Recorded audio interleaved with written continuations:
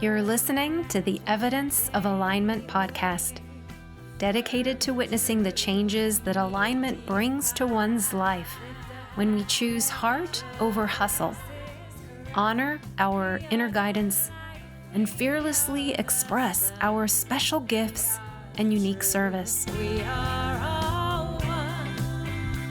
From corporate leaders turned healers to artists serving their communities, each guest is proof that our natural, authentic self is our greatest contribution. We are the truth. We are all one. Now, we dive into the messy, beautiful journey of leaving the familiar, trusting that inner voice, and turning our gifts into service. It's time to align.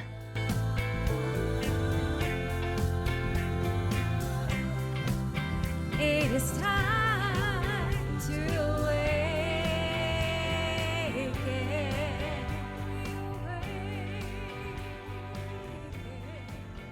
We awaken.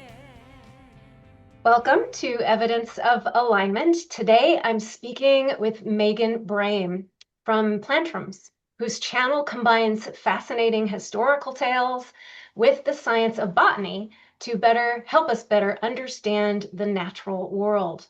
I reached out asking to interview her after watching a video about the story of absinthe and how its demise may very well have been an overcaution and corporate smear that made humanity afraid of a powerful medicinal. You can find that video in the recommendations along with her channel. Please join me in welcoming Megan to the podcast. Welcome. Hi, thank you so much for having me. It's a pleasure. Thank you. So I'd like to start with, because I know you've had some twists and turns with your career path, so to speak. Tell us what you were doing before, just to give people an idea of what's changed. Yeah, I will try and be succinct, but convoluted as well, because I feel like everybody's story ends up convoluted. So I first started as an entrepreneur where I was doing soap and skincare for the natural organic market. And I burned out from that. I was doing all of it myself, like the packaging and the accounting and the customer service and the formulating and everything. And I wouldn't give up control because I was afraid to let people in and see the mess that I had made. So I ended up walking away from that and then went into marketing where I would help small businesses build their internal marketing departments from scratch. But I found I am just not built for the 8 to 5 world. I have ADHD and quote unquote creative. And so it's very hard for me to stick to a structure like that. So I went back into working for myself where I became a freelance writer and focused a lot on finance, marketing, because those are the things I knew. But as AI started to move into that industry and Google's so-called helpful search update, helpful content update happened, it just decimated the industry. And so I had to figure out a way to earn income alongside that. And one of my clients was home decor, house stuff, basically. And they had a lot of plant articles and horticultural content that they needed to do. So that was in my wheelhouse from my time, in the skincare business. And so I started tackling that. And it was something I was interested in too as a plant nerd. And so I started to learn more about that. And they had very stringent rules on what I had to source and, show my work and no Wikipedia, like show all of these things. And it really taught me how to get into the research and the deep dives and really learn how to nerd out and love things like scientific studies and actually figuring out what they were saying in those scientific studies. So as I saw the industry still continuing to tank, I knew that I had to find a way to separate myself from being just a writer in a pile of writers to a name. And I thought, well, why don't I use all of this information that I'm learning and start a YouTube channel. And the YouTube channel was called Plantrums. It's portmanteau of plants and tantrums. And my original idea was I was going to do plant care videos, and but my angle would be I would use the science behind them, and I would show scientific studies and like what new things we're learning about all of these things and things like that. But it didn't really gain traction until I started to do these roundup videos of just different plant themes. And I was going to do one about plants that had been involved in like murder trials or stuff like that. Like, like someone had done poisoning or I don't know, something like that. And I couldn't find a lot of information about it, except I found out about a case involving the dumb-cane plant Dieffenbachia and how it has these crystals inside of it called calcium oxalate crystals that can really mess you up. Like they're like needles. And so the case that I had read was sort of hearsay about someone had used it by shoving leaves into the mouth of a potential witness who was going to testify in a trial, and they weren't able to speak. So rendering them dumb, hence the dumb cane. And then the more digging I found, it was going to be used in Nazi experiments, but they couldn't source enough. And it was used to punish Caribbean slaves. And like, I had this plant, I had this house plant hanging out, and it had such a dark history that I was like, all right, screw all of that. So I want to do a deep dive into that. And that was it. That was what took off for my channel and became what it is now, the History of Plants podcast, where it's on YouTube and audio. And it is just these deep dives into these dark histories about these plants that I didn't know. And so if I didn't know, I figured at least some other people didn't know either. And it has become such a really cool passion that I can't believe I get to do.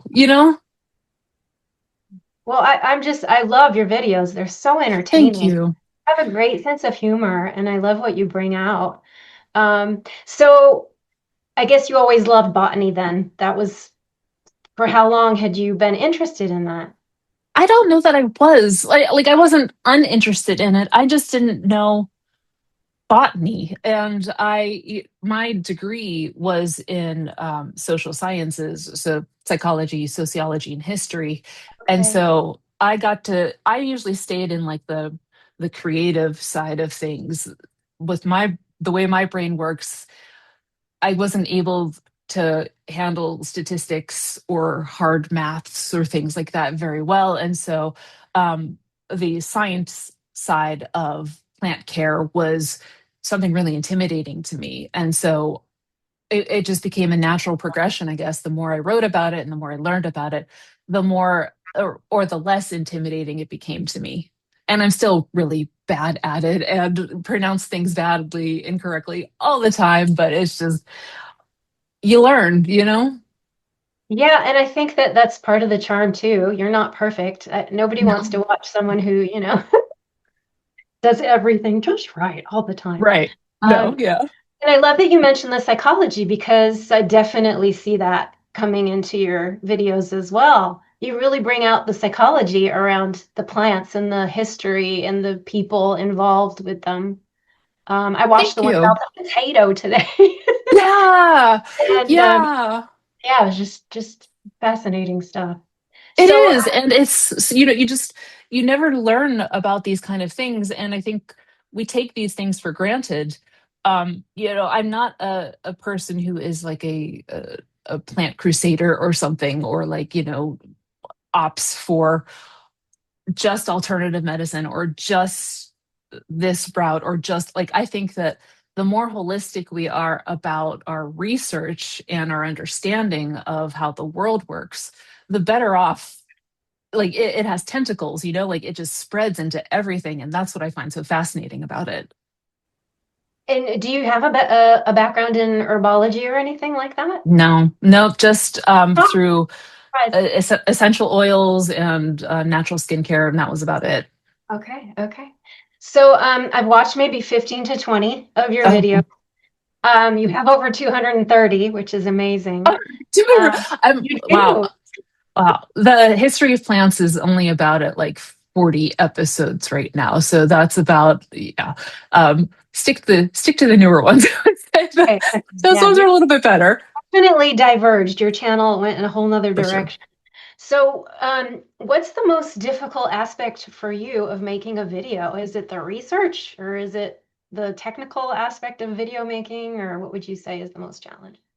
That is a really good question. I would say it's all hard. That's a terrible answer. But I guess I would say that the the easy part for me is the community part of it and the excitement behind it. Of most of my topics come from requests. Like people have asked me to cover the cinchona tree, and that's how I learned about quinine and that whole thing, and bamboo, and all of the topics. Not all of the topics. The majority of the topics come from the excitement that my community has, and so that part's easy. And the research part I love because that's just the sort of hyperfixation nerd part that I get to do. Distilling all of that and writing it and making it not dry is an interesting challenge, but that's when we start to get into the higher friction parts. And then filming, that's whatever, but the editing part, that's a high friction point too. I'm And here. so, yeah, those are it's all fun to do the back end stuff, but then once you have to complete it, that's when it starts to get like, oh God, how many times am I going to say this word wrong? And how many times do I have to redo this take? And I have to get this out by Friday, or I'll never get it out. So it's that's also a big hard part of it, is letting go of the project. And I did the best I Yeah. could. It Yeah. has to go. Yeah.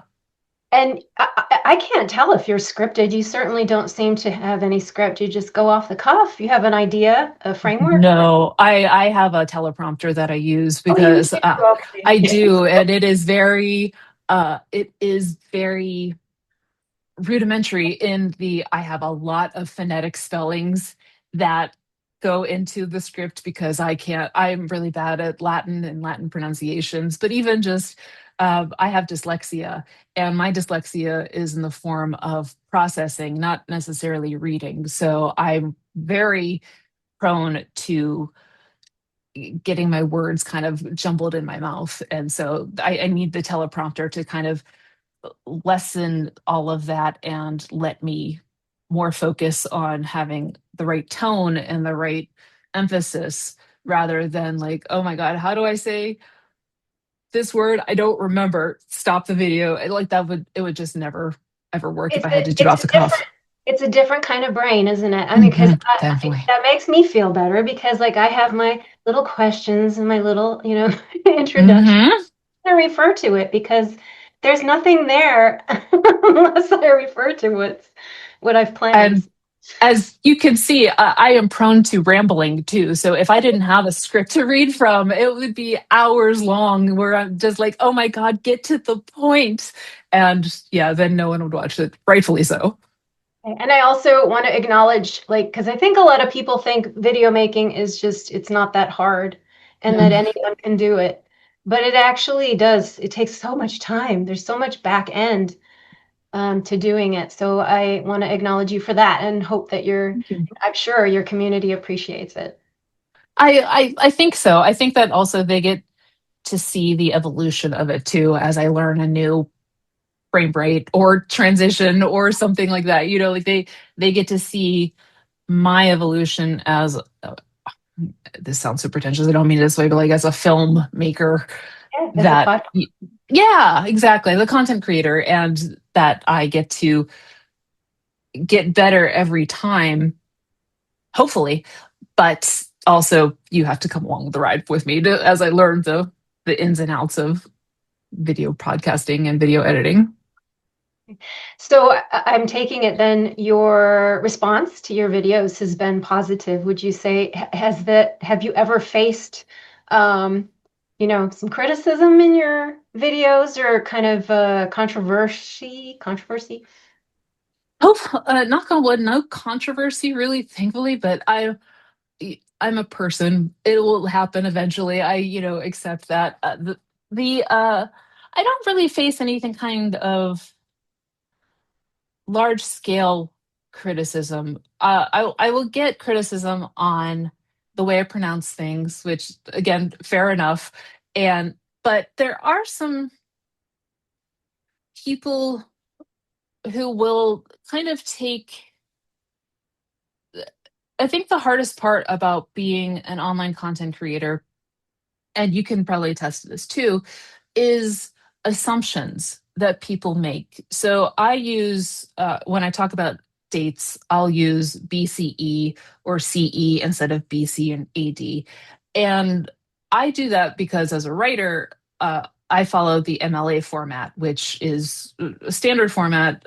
There's Chicago style, there's MLA in here in the United States. And that was just the one that I was used to writing papers in college. And so that's the one I follow. And they recommend you use that. But some people see it as a political statement.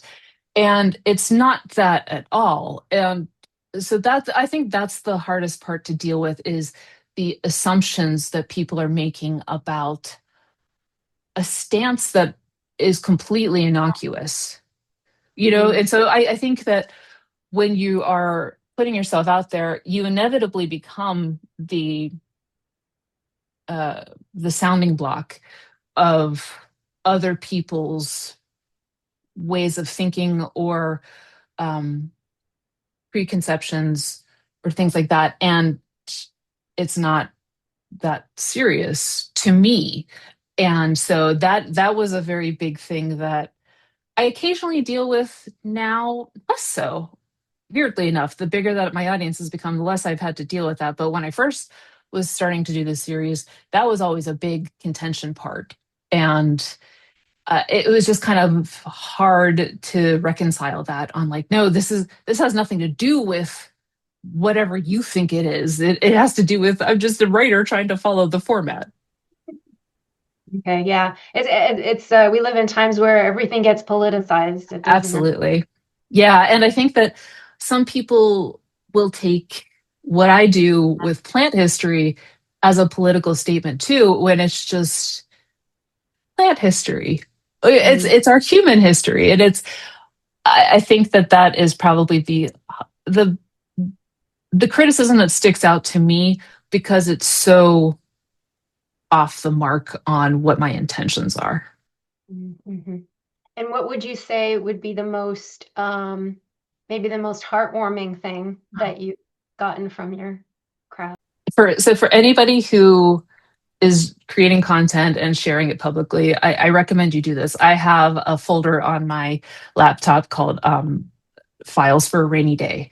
And it is screenshots of comments that are and my favorite comments that I get are ones that say, I didn't care about plant history, but this is fascinating. Or I can't keep a plant alive to save my life, but I subscribe to you. And just like, I love I love people who love plants, but I also love people who love history and finding that, I am that, oh God, what is that term? The concentric circles. Kitchen? Yeah. Yes. Yeah. Becoming that is unexpected and so cool and fun. Those are the comments that I love the most. Well, I can share those comments. I mean, I was never interested in plants. I don't have Hmm. some. I have some plants. I've been interested in herbology and that kind of thing. Um, Hmm. so yeah, I mean, discovering you was like, wow, this is like a whole new world. It's just That, and for me too, like I said, like botany was not my thing at all, and so it's cool that I get to find my people who may not have been the target audience, but then I wasn't the target audience either, so we all get to come together like that. I'm fascinated by that. So, Yeah. do you have a favorite video or one that you feel like people should watch first? So I would say the one that I would recommend people watch first is actually the 1 million views milestone video. And that because that answers a bunch of questions on how I did this, what I, Watch like, that. yeah, and it kind of addresses the ins and outs of the process of this. But in terms of plants, I love so many of them. They're all my kids, and for me, one that was really important, although it's earlier, so it's kind of rougher, is the amaranth episode. That I'm actually allergic, very allergic to amaranth, I found out, but I love that plant. And one of the strains of it is called Love Lies Bleeding. And so that's just so goth to me. And I love that, and it has this incredible history of importance in like the Aztec culture. And it's such an important grain that we're starting to get back to, but had kind of lost through time. And it's so important. And it has so many good benefits behind it. And it's easy to grow, knock on wood, but it's so cool. And it was one of my favorite plants. And it was a really important episode that I wanted to do. But I love wormwood with absinthe, and I love potato with it just anytime that I got to find out something about a dark history behind a plant that I have here, I was just like, you just start looking at things differently, and it's cool to get that reconnection with it, I guess. So Mhm. Amaranth, 1 million view Q&A, and the most recent episode. That'll be my so you can see my progression. Them all. Yes, exactly. Yeah, I was just thinking that in a way, it's like you give plants a personality. You make them really Mm, personable. thank Um, you. so I was watching one about Silphium, Hmm. and you mentioned how it just showed up after a storm. Yeah, the black And rain. Yeah. yeah, I've noticed in different years that different plants will proliferate outside, Hmm. and wondered if nature provides us with what we need because they don't always return the next year. Yeah. And That's I don't a. have any thoughts about that because, like during COVID, my garden Mhm. was full of heal all and agrimony, Oh, wow. and it didn't As come back. as as volunteer plants, or like did they just show up, or did you plant those They on just purpose? no, they just showed up. That's crazy. So I mean, I know Uh it might not know in particular, but I just thought that was a fascinating thing. that's such a cool coincidence. I do think nature provides what we need, but I don't discount the advances of medicine and the advances of science and chemistry. I think that it doesn't have to be an either or situation. I think, just vaccines are incredibly important. And so is maintaining a healthy diet. And so is making sure that we are good stewards of our environment. And I think all of those things work together so well. And I think herbology is incredibly important, and understanding essential oils is incredibly important. And that's one of the things that I really love tackling in the episodes is part three is usually the chemistry and the scientific studies that we're finding and all of the research that they're doing. And I love bringing that all together because black pepper episode, I found out it's a big potential anti-cancer agent. And like so that's why I think this all works together, and nature gives us what we need, but we have to also utilize the tools that we develop to optimize that. And does that make sense? That It feels sort of absolutely okay. does. Well, it's like the more we know about things, even your videos show when there was a lot of ignorance around certain things, there were so many Hmm. benefits that could have been available, but the ignorance Yeah. is what was preventing their usage in the right way. As we learn Yeah. about plants, we have more access to those chemistries.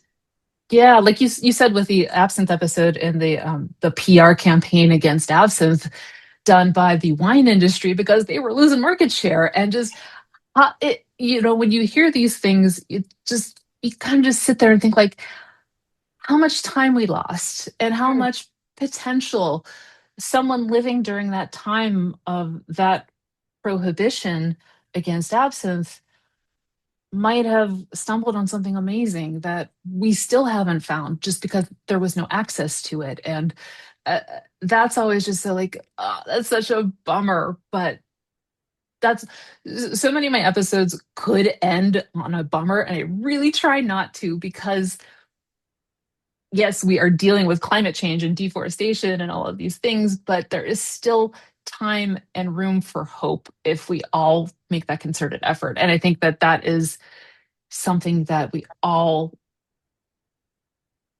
like. If that could be a, like a higher arching goal of mine, it would be that. yeah. And you mentioned the absinthe, also the humble potato, and how Yeah. that could have changed lives had it been adopted sooner. And the unfair association it got with the Great Famine in Ireland, and how it wasn't necessarily just about the blight that got the potato. It was the political Mm. and socioeconomic things going on behind that, that the potato and potato blight that became such a huge part of Ireland's history. Um, it shows how much more complex and complicated so much of our history is. And when it gets distilled into just talking points, we lose so much context that is so important. Not just plants, just anything in current climate or history or things like that. So do you feel like your eyes have changed? And now when you look at a plant that you like just start to wonder, because I'm thinking I'm going to be starting to look at everything differently. Because everything's got this history that I know nothing. Yeah. I think sometimes I think that I wish someone asked me a question once on like, with all of the stuff that I've learned, like, do I think that would help me in like an apocalypse scenario, like the road or something like that? And I laughed and I said, absolutely not. I don't think that. I think that I would be like one of the first people killed for being annoying. Like, well, they used to mix amaranth with blood and make it an effigy in the Aztec. Like, we don't care. We're just trying to figure out if this is poisonous or not. Like, I don't know if that's poisonous, but I know that black pepper could be, just so. I look at that's yeah. I feel like that gives me way more credit to say that I would look at things and think differently about them. I think maybe I have a new curiosity on what happens where and why in terms of plant biology. Um, but I don't know if it's conscious. So one of the things you mentioned in that video, the was it 1 million views? Yeah. Hmm. You talk about a theme for 2026 as Hmm. resilience. And I wanted to find out if you want to speak about how resilience applies to your channel or any Yeah. aspect of your life.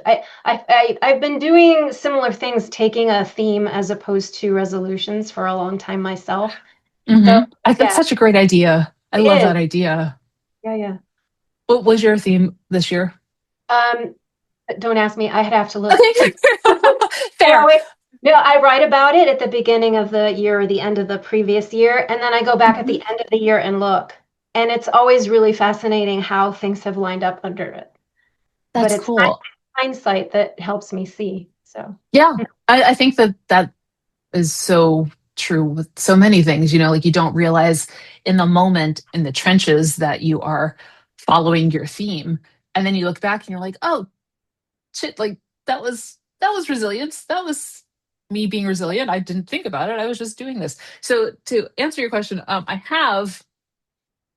was looking to make sure I had a whiteboard And I don't actually think it's accurate anymore, but just to feel like it said resilience and then business, life, money, self. And so I put in the green what were aspects of resilience that I thought could fit into that category.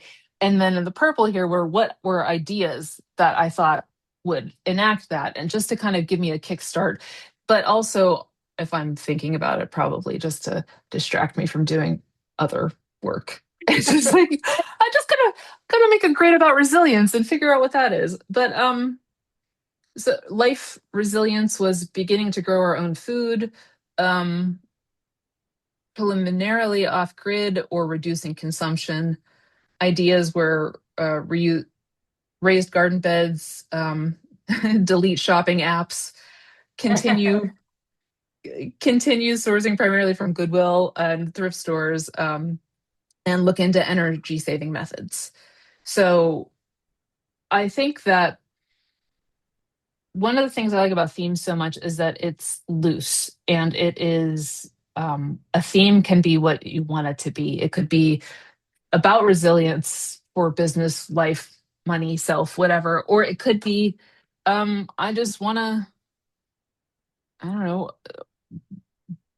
be better at, be more mindful about the way I consume and, buying things of higher quality rather than impulse purchases or something like that. Does that answer your question? I feel like I got a little off track.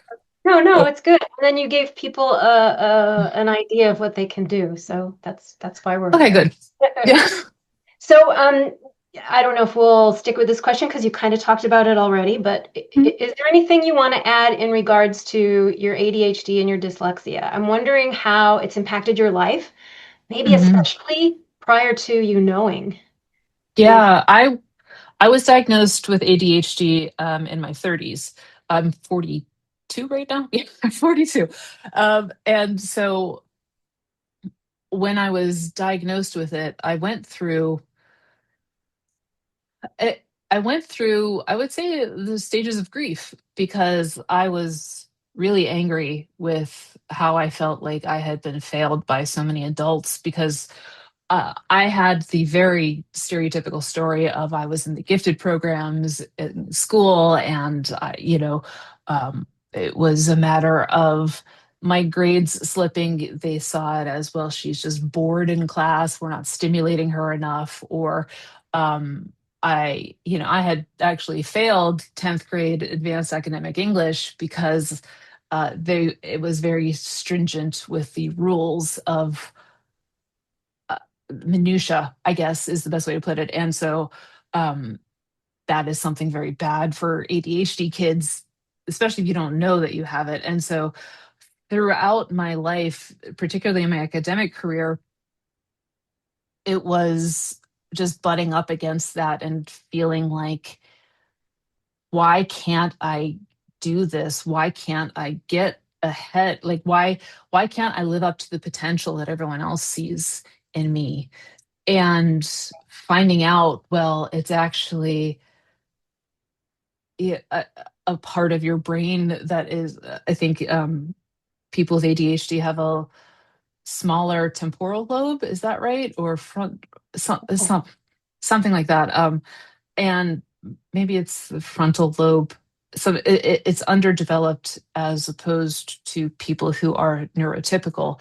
And finding out that that was why was both a relief and a collapse because it gave me an answer. But then that answer, like we were saying with context, of it's not, it was distilled into, well, you have ADHD. But now I have to look back on 30 plus years of what that meant. And that was really hard. Dyslexia was actually diagnosed last year, and it was due to my YouTube channel because I um I would get words wrong and still get words wrong, and people would comment on that, and I I think with age I've become much less self-conscious, and so it doesn't affect me the way I think it would in my 20s or something like that, where people would be critical. And I think that would have just destroyed me. But now I'm just like, yeah, they're right. I did say that wrong. Um, but it started me wondering, like, why is this so hard for me to say these words? And why do I keep stumbling on this? And I would sometimes think in my head, I wonder if everyone else feels like words get mixed up in their brain. Like for me, I see my brain as sort of a multiple choice question when I'm trying to answer something. And, with multiple choice questions in tests, there was one that was right, and there's one that was kind of right. Like it's not as right, but yeah, it kind of fits. And in my head, they get jumbled up. So I'll often kind of portmanteau words together, even though they're not supposed to be. And I just thought that that was sort of what happened with people. And I said something offhand to my husband once about, like, don't you just hate when that happens? And he was like, that doesn't happen to me. And I thought, wait, what? And then I asked some other people, and they're like, no, I've never thought that. I was like, oh, huh. So I went to my therapist and we talked about it. And that's how I got through and found that diagnosis. And that diagnosis of dyslexia was much less traumatic than the ADHD diagnosis. And I don't mean ADHD diagnosis as traumatic as in woe is me, but just more of the what that had meant for all of the struggle in my life. For dyslexia, I just felt very much, maybe if that had come first, that would have been more of a trauma response. But with that, I was just like, oh, thank you. Now I know why. And so, yeah, that's I I I don't find either of them to be something that I shy away from. Quite the contrary, I like talking about them, and I feel like the more people talk about them and the more we normalize that these are going on, the easier it gets for everybody, and the more accommodations we can make, and the more context people get about you too. I wondered if you are familiar with something called bio vibes. No, what is that? Okay. So there is this guy, I know he lives in Portugal. He has this equipment that he connects to different plants Mm, and mhm. it creates vibration through the system to Yeah, and like a Marcel Vogel. Yeah. oh, okay, yeah, I'm not familiar with him. So Mhm. anyway, bio vibes. And I thought, well, that might be an interesting take for one of your videos. I don't know. Just a Yeah, suggestion. I had done Marcel Vogel was, I think he's episode like 2 or 3, so he's Oh, really okay, I far didn't even back. see it and I didn't know who he It's was. okay. Yeah, he's one, he I think is him. He got the idea. He was a, oh, my brain's too jumbled. He was a researcher at IBM maybe or something like that. And he had all these patents. He was like a brilliant scientist, and he became fascinated with another guy. His first name was Carl. I can't remember his last name. I'm sure your people will know it. Who had developed a sort of like, it was the same device that L. Ron Hubbard used for auditing, but he had taken it and put it attached to monsteras and was theorizing that you could communicate with plants through their electricity and things like that. And um, his work became really big in sort of that area. So I don't know, to be totally, I don't know, I don't have an opinion on it. I think it's fascinating, and I don't think we just know enough either way to have any sort of, but I think it's just a really fascinating, crazy area that I can see both sides of. Do you know what I mean? Well, I'm not familiar with him, so I can't really say. Oh, I meant more like the bio vibes of like our the plant consciousness and how we can interact with plants and understand them. Mm, well, yeah, hopefully we'll know more as time goes by, as we Hmm. yeah. Okay, so One of my final questions for guests, and Okay. if you can take time to think about it. So, what does it mean to you to be aligned? I think alignment shows up as flow states. And so I think that when you are aligned with who you are truly and what you love, I think that it's not that it comes easy, but that it becomes incessant. And I think that easy is just the wrong word for it, but so because it's never easy in the nitty gritty, but it's easy to have the continued passion. And so I think when you hit alignment in your life, it becomes a channel and like a magnet to other people who dig your vibe and dig that. And when you hit that, again, it's not easy, but it becomes much less frictionless, in my Amazing. opinion. So yeah, I think that's what alignment is. It is the way to, it is the finding your flow state and finding it easy to care and easy to continue, even if the work is hard. Okay, thank you for that. And how can people find you and learn more about you? I'll also put all your links in the comments. You can go to youtube.com/crazy a plantrums.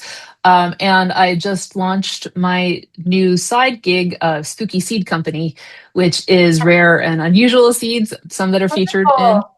Okay. History of Plants. And that is heyplantrums.etsy.com.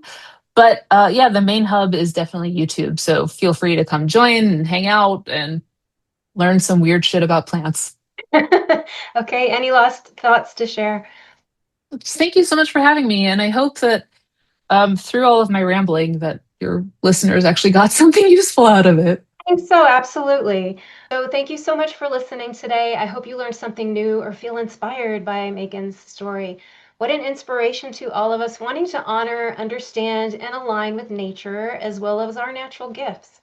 So if this conversation resonated with you, I'd love for you to subscribe to the Evidence of Alignment podcast and share this episode with somebody you love. Okay, so thanks again. I really appreciate this. It was a Of pleasure talking course. to you. I Yeah, just thank you for having me. I enjoy your channel so much.